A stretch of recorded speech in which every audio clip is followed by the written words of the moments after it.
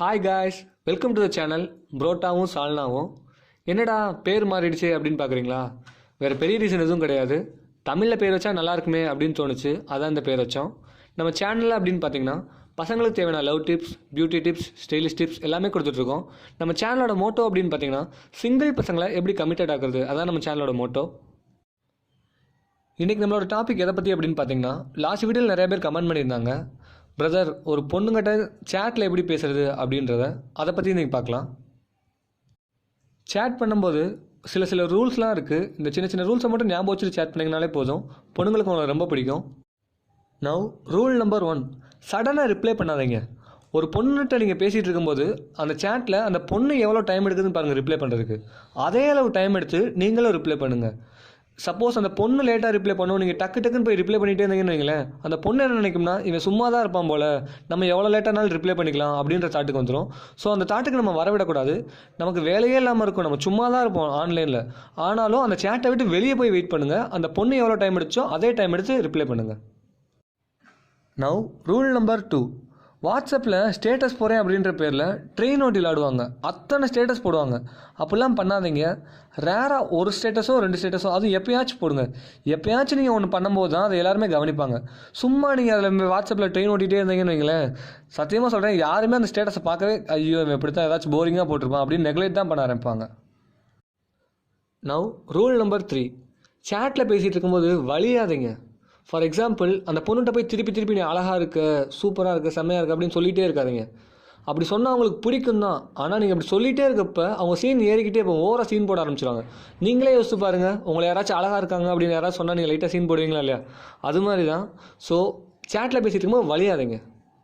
Now rule number 4, நம்ம ஏதாச்சும் ஒரு பொண்ணுகிட்ட பேசிகிட்டு இருப்போம், அவங்கள்ட்ட எப்பயாச்சும் பேசணும் அப்படின்னு தோணுச்சுன்னா ஹாய் அப்படின்னு சொல்லி சும்மா மெசேஜ் பண்ணிகிட்டே இருக்காதிங்க.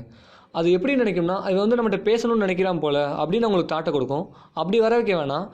ஏதாச்சும் அவங்க ஸ்டேட்டஸ் போட்டிருப்பாங்க, அதுலேருந்து பேச ஆரம்பிக்கலாம், அவங்க டிபியை பற்றி பேச ஆரம்பிக்கலாம். இப்படி ஸ்டார்ட் பண்ணுங்கள். ஹாய்னு ஃபார்மலாக சொல்லாதீங்க.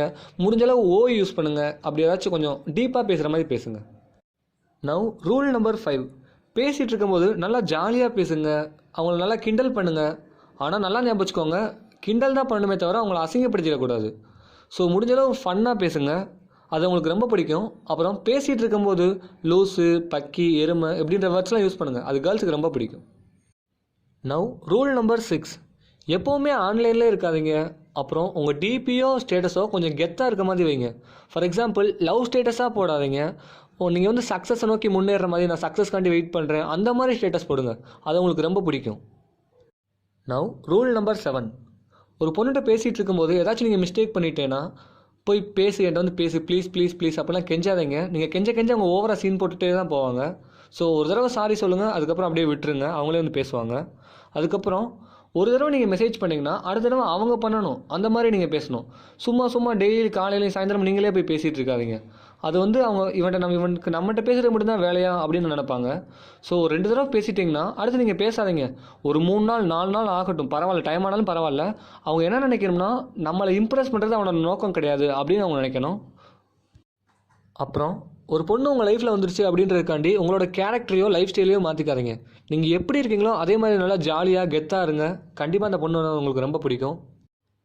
அப்புறம் ரொம்ப முக்கியமான விஷயம், நல்லா ஞாபகம் வச்சுக்கோங்க, ஒரு பொண்ணு கூட சேட் பண்ணிகிட்டு இருக்கும்போது அந்த பொண்ணுக்கு இந்த தாட் வரக்கூடாது, இவன் நம்மளை இம்ப்ரெஸ் பண்ண தான் அப்படிலாம் பேசுகிறானோ அப்படின்ற தாட்டை மட்டும் தயவு செஞ்சு கொடுத்துடாதீங்க. சப்போஸ் அந்த தாட் அந்த பொண்ணுக்கு வந்துச்சுன்னா நீங்கள் எடுத்த எஃபெக்ட் எல்லாமே வேஸ்ட் ஆயிரும். ஸோ நீங்களாகவே இருங்க, அந்த பொண்ணு கண்டிப்பாக இம்ப்ரெஸ் ஆகும். அப்புறம் ரொம்ப சாரி, லாஸ்ட் வீடியோவில் நிறைய பேர் கமெண்ட் பண்ணியிருந்தீங்க, யாரோட கமெண்ட்டுக்குமே ரிப்ளை பண்ண முடியல. செமஸ்டர் எக்ஸாம் போயிட்டு இருந்துச்சு, அதுதான் இப்போயும் போயிட்டு தான் இருக்குது. ஸோ ஏதாச்சும் உங்களுக்கு டவுட் ஏதாச்சும் இருந்துச்சுன்னா அதை நல்லா கமெண்ட் பண்ணுங்கள். நான் கமெண்ட்ஸ்லாம் பார்ப்பேன். கண்டிப்பாக உங்கள் கமெண்ட்ஸை பார்த்துட்டு அடுத்தடுத்த வீடியோஸ் வந்துகிட்டே இருக்கும். அடடே, இந்த ஒரே ஒரு விஷயத்தை மட்டும் சொல்ல மறந்துட்டேன். நீங்கள் சேனலுக்கு சப்ஸ்கிரைப் பண்ணிங்கன்னா நீங்கள் ப்ரப்போஸ் பண்ணுற பொண்ணு உங்களுக்கு கண்டிப்பாக ஓகே சொல்லும். சப்போஸ் அந்த பெல் பட்டனையும் சேர்த்து கிளிக் பண்ணிங்கன்னா அந்த பொண்ணு உங்கள்கிட்ட வந்து ப்ரப்போஸ்